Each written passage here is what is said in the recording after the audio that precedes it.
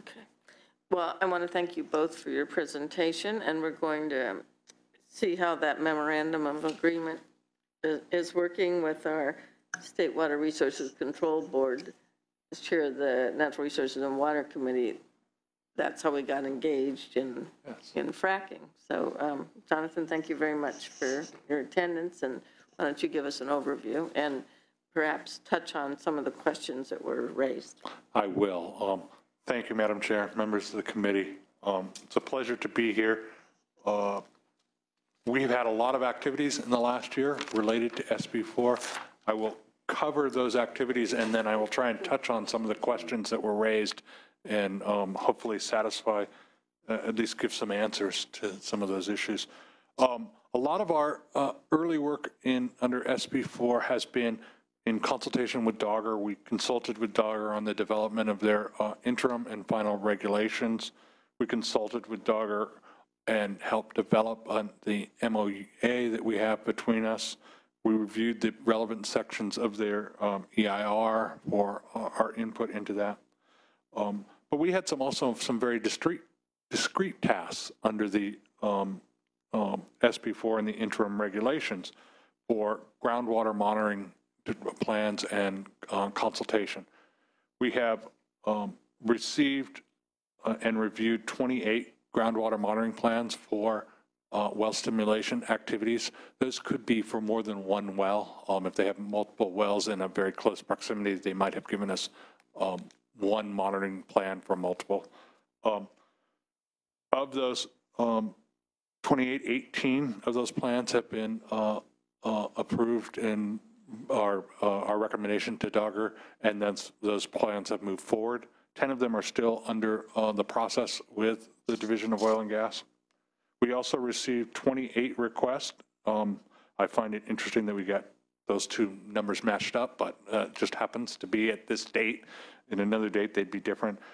For written concurrence under SB4 and the interim regulations, we require groundwater monitoring if there is any water that is not protected.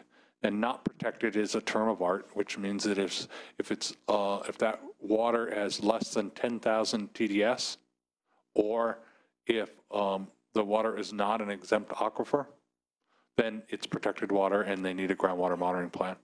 But there are instances where there is no water between the surface and the oil-bearing zone, or there are instances where that water is the only water that encountered is of higher TDS value or an exempt aquifer.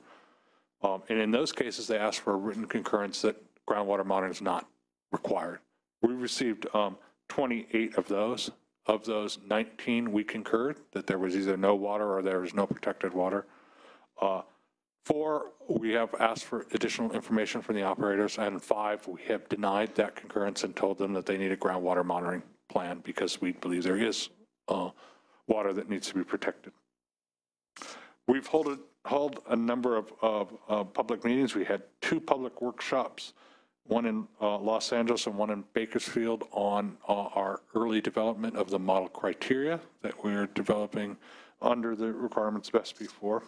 We have hired Lawrence Livermore Lab and USGS to be our contractors. Lawrence Livermore National Labs will be, has brought in a group of experts to consult them in developing model criteria, and the USGS is providing a review of the existing information that is available and gathering new information to support both us and those experts as we move forward. We also are tasked with keeping track of any monitoring that is requested by a property owner. And we have developed a list of independent samplers that can go out and do that monitoring for folks, and that information's on our website for anyone that is notified and would like to have their well sampled. To date, we've had 1 property owner ask for well sampling. We are, as I mentioned, we're in the process of developing the model criteria that is required to be developed in consultation with Division of Oil and Gas, with stakeholders, with experts. So I mentioned we have the experts that are being that were brought together by Lawrence Livermore, as we've had those a couple of public meetings. Lawrence Livermore also had a public meeting themselves to have their experts hear from the stakeholders and the public. We will be having a hearing at our state water board in March for that the board members themselves will then hear from Lawrence Livermore and from the stakeholders on that model criteria. In April, we will be receiving the criteria recommendations from Lawrence Livermore. We will then expeditiously turn that around and turn it from scientific information and recommendations into our model criteria and put it out for public comment in April.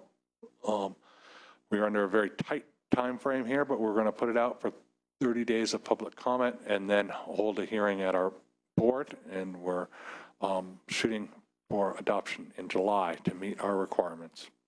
I'm just trying to get a hand. We are. Is it July 1st you're trying to hit? What we're trying to do is our first July board meeting, which it's the first Tuesday in July. My staff cringe every time I say it, but that's what we're going to do. And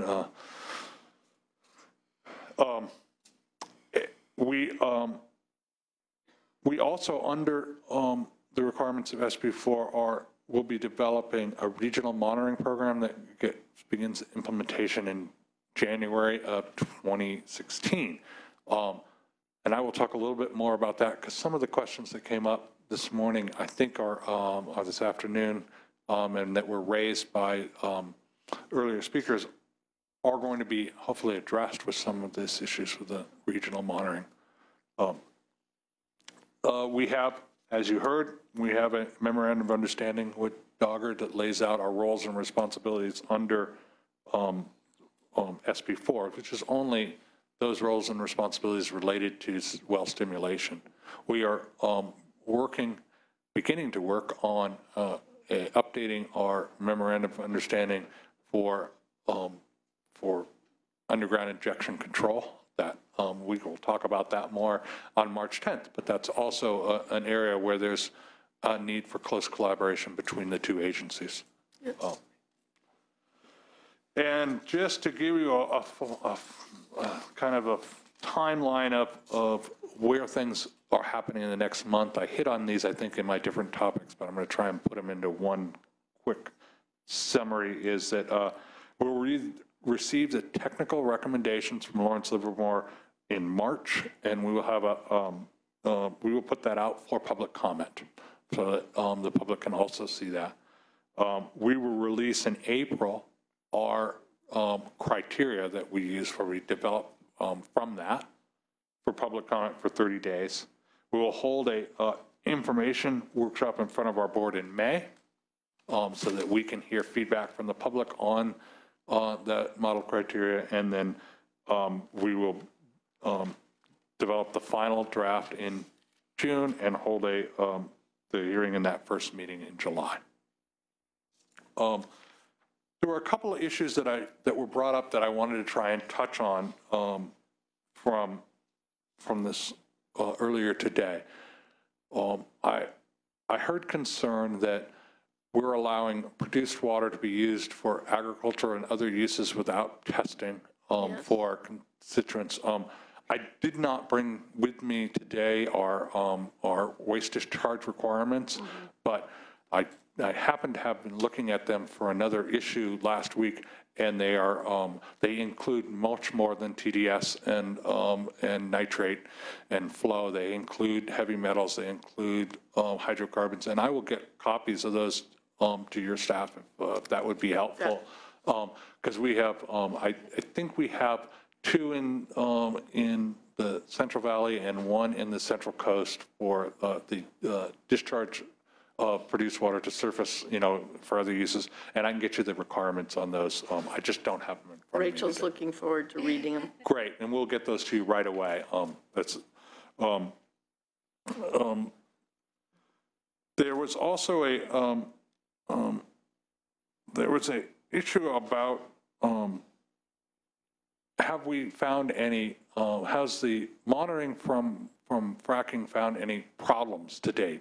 And That was Senator Stone's yes, question, was it not? Yep.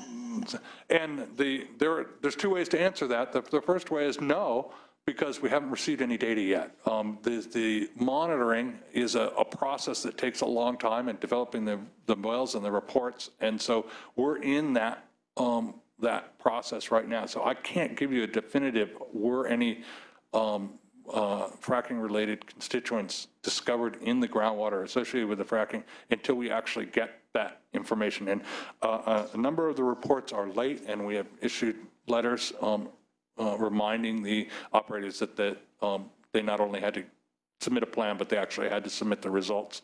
And I expect we will. And these are reports from the operators. These are reports from the operators.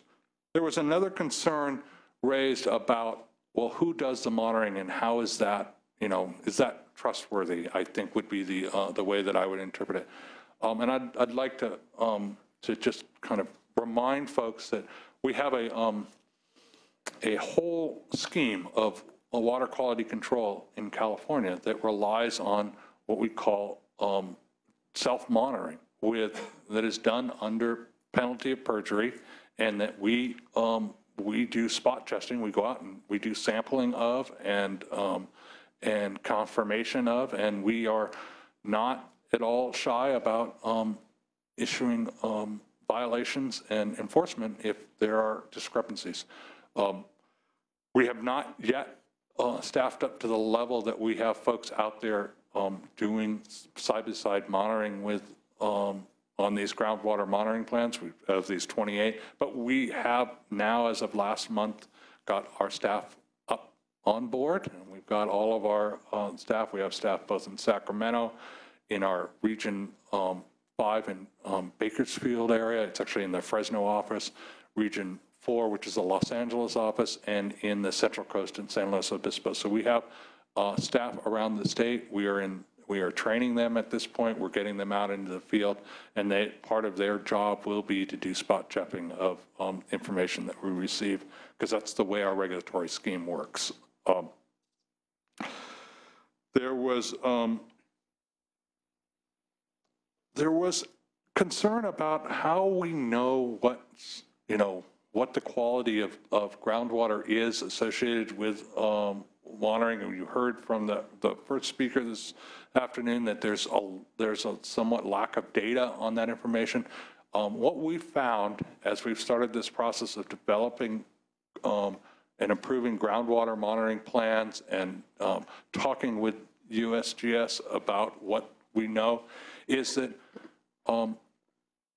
groundwater associated with oil field productions isn't been used a lot in the past, and since it hasn't been used, there's not a lot of information about it. Our regional groundwater program that is part of our requirements under SB4 is going to go a long way to starting to understand this information about the water associated with the aquifers in the general vicinity of oil field operations. And that will provide, I think, much better information to us on what is there and is it changing over time. And I hope that I touched on the issues that people raised, and if I missed them, please, I'd be happy to try. All right. Questions, Senator Allen? I guess I just want to follow up on your comment about the self-reporting, because I understand penalty perjury. I suppose this article is deeply flawed, but it does touch upon this issue and says that the data that oil companies reported to state regulators probably do not account for the full extent of benzene present in fracking flowback. Many operators failed to comply with reporting requirements, and at least 150 reported some results, but either failed to test for or provided no data for benzene and a host of other dangerous contaminants. So you're talking about, I don't mean to be a bureaucrat, but you're talking about flowback fluid, which is not something that we require under the monitoring. We require monitoring of the groundwater itself, okay, the produced water. And so I'd be hard pressed to say what what is required in the flowback. How come you don't have jurisdiction over the flowback issue when that presumably impacts groundwater a great deal? So let's step back just a minute, because the flowback issue would then be disposed of through an injection into a UIC well, underground injection control well. That program is administered under delegation to Division of Oil and Gas. Just like, very similarly, we have the Clean Water Act is delegated to us from US EPA to the State Water Board. That's a very standard method for the US EPA to delegate it to. So that program is not under our control, it's under the Division of Oil and Gas. Okay, okay. Do you feel like there, I mean, what's your sense of, if there's a self-reporting problem on the flowback side, is there a self-reporting problem on your side, do you think, or? So I think, and this is just my personal opinion at this point, is that we are in a new relationship with many oil field operators. They haven't dealt with the water boards in the past. We had very little interaction with them because their fluids are brought up and segregated and then discharged into the well and deep well injection. They didn't really have permits with us.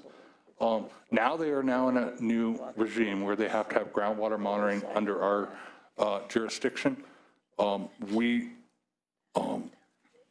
We believe that it will take some time to make sure that everyone understands that we are we're very used to regulating and enforcing. And we believe that we will have good results from our programs. We have good results from lots of our programs. Doesn't mean that people don't violate our permits, but we do have robust enforcement of that. What's been an example of your enforcement? Like any kind of, when you say talk about penalty of perjury, I mean, people have been put in jail or? Yeah, well, we are an administrative agency, so we mostly do our things through administrative penalties and fines and corrective action. Yeah. I'd be happy to make available to you any 1 month of our executive officer's report, which includes our enforcement actions for that last month around the state. We have lots of enforcement. We not only do administrative, but we also take people to court. And if someone is under a penalty of perjury is lying, we take that very seriously. Thank you. Right. Yeah, I'll just vouch for the State Water Board. They use their authority. Sometimes they're not the most popular person in some arenas. And so I had 1 or 2 questions, but you had one and I'll go last. So yes, I'll defer to you. Okay. Thank you for your presentation. You mentioned that wastewater discharge, that there are requirements in testing for total dissolved solids, heavy metals, hydrocarbons. So anything that goes into agriculture, we test. We make sure it's clean and safe. That's correct. We believe that if you're going to use it for agriculture, it may end up in our groundwater that is potentially used for drinking water, and we want to make sure that that's meeting requirements. So if it had benzene, somebody would discover that it had benzene in it if it was going into ag, correct? So we test for hydrocarbons, and as I said, I will be providing copies of those permits. I can't tell you off the top of my head if it includes benzene.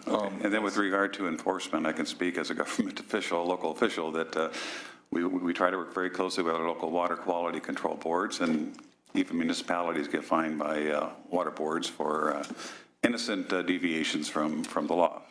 So I'm very much aware of the power of water quality boards. They are. You talked about the monitoring and that you have been receiving data, but you have not processed that data yet. We have not received the data yet. You have not. But we have required the data, and we will expect to be receiving it shortly. Okay, so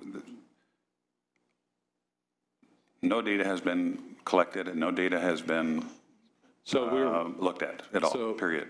so we're talking about, Groundwater. if we're talking about data from monitoring wells associated with well stimulation activity, we have not received any data today. If we're talking about potential impacts of underground injection, because we have done some monitoring for that. I didn't bring all that information with me because it wasn't this hearing, but I can tell you that we don't see an indication at the wells that we have monitored of impacts to those wells from well stimulation activity.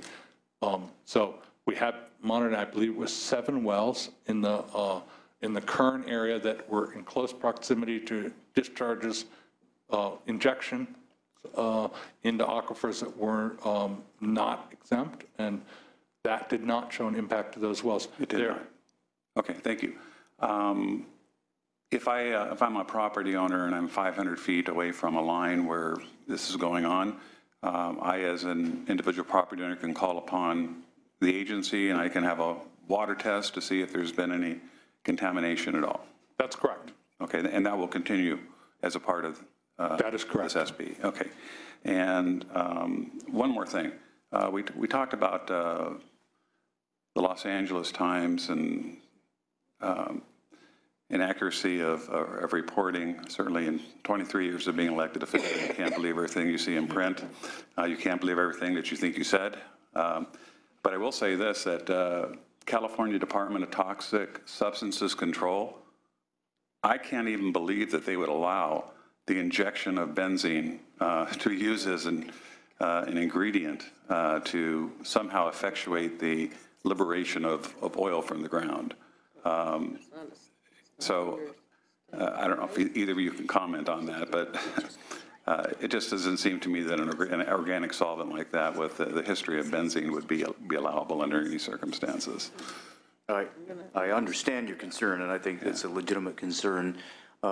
Actually, my guess, and I don't know, that as reported in the LA Times article, the Center for Biological Diversity most likely looked at the nationwide database called Frac Focus, in which voluntary reporting has happened since 2010, 2009, and some places in the country with some service companies that do hydraulic fracturing have used benzene as an ingredient there.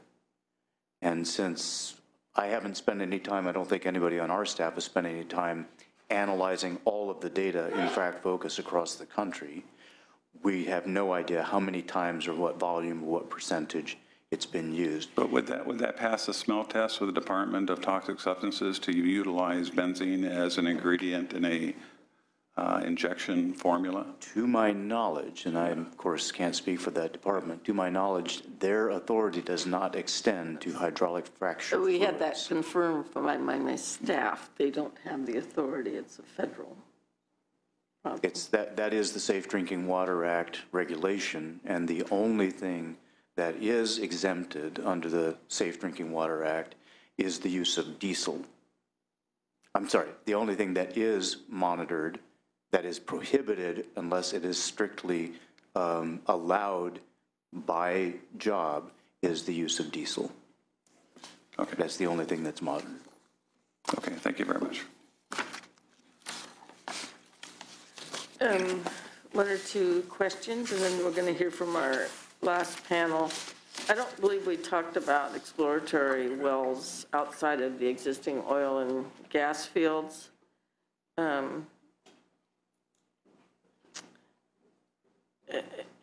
In regards to preventing groundwater contamination, is there any reason why this type of oil and gas well should be treated any differently?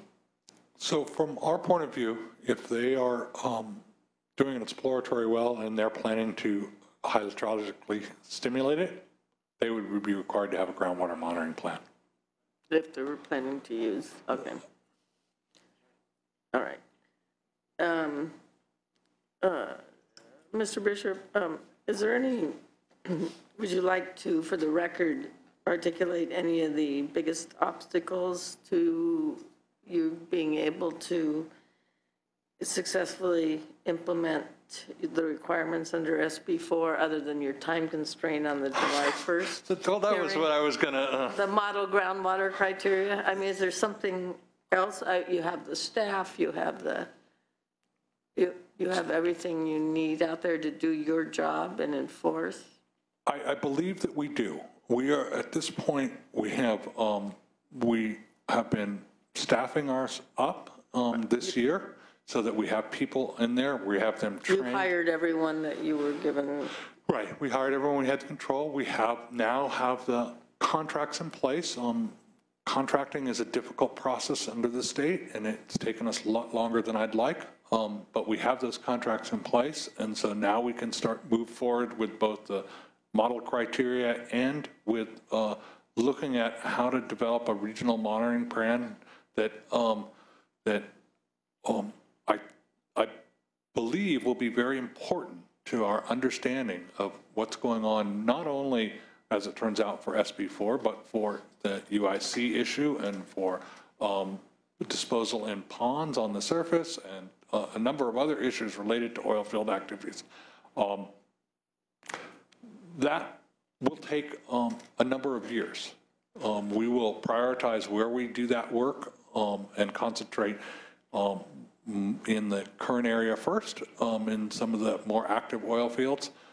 But over the next few years, I think we'll have a much better understanding of the groundwater associated with oil field activities, much like we have around the state in other areas where we have agriculture activities. We now have a good understanding because we have monitoring going on. I believe that we have all of the enforcement authority that we need to ensure that this activity is done correctly, and if there are any problems, that we can correct them. If we run into difficulties, we will let you know.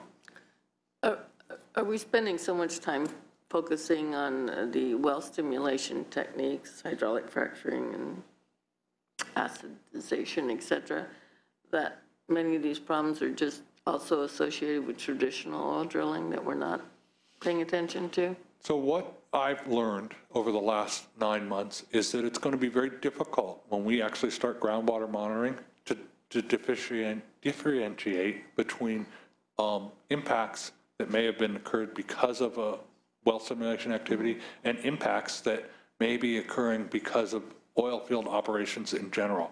And as the information starts coming in, I think we will learn if there are problems associated with past disposal practices, well borings.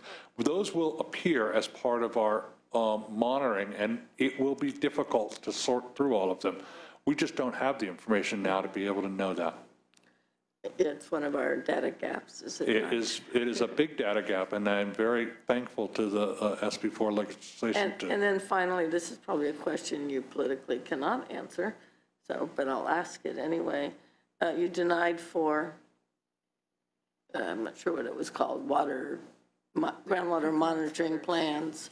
You denied for, I know from the building, there were members and people that were very upset about it. Do you get a lot of pressure put on you by administration or the private sector to approve them no matter what in a timely basis? We're not going to wait any longer for you to do your work? So I've been a regulator for 30 years, and in that, Unflappable? I have been pressured for every decision that we have. It usually is a situation where by the time they realize or get to the point of presenting their plan to us, they're ready to go tomorrow. Yeah. They really are, we're not helping their bottom line. We are an impediment. And, but we have tried to work as closely with them as possible to get the information out. We've put up models that we say are good approaches. We're looking forward to the model criteria so that we can point to that and not have to do it on a case-by-case basis, which we've been doing up to now. Yes, we have a lot of pressure on us to move forward fast. We also have a lot of pressure on us to make sure we don't make mistakes. And so And not pressure to not deny something when it's, that's right. We don't deny the groundwater monitoring. What we Right. denied was a concurrence that they didn't Right, need the groundwater concurrence, monitoring. correct. And you might want to check with Steve, but I think that, that we are pretty conservative in that. we like that. All right, thank, But I would also, could I add to that? You if may. don't mind, that I think the system is working pretty well. And, you know, we get pressure all the time to do lots of things. And we're working well with the Water Board, and I'm very pleased with the way that relationship is developing. I hope Jonathan is too.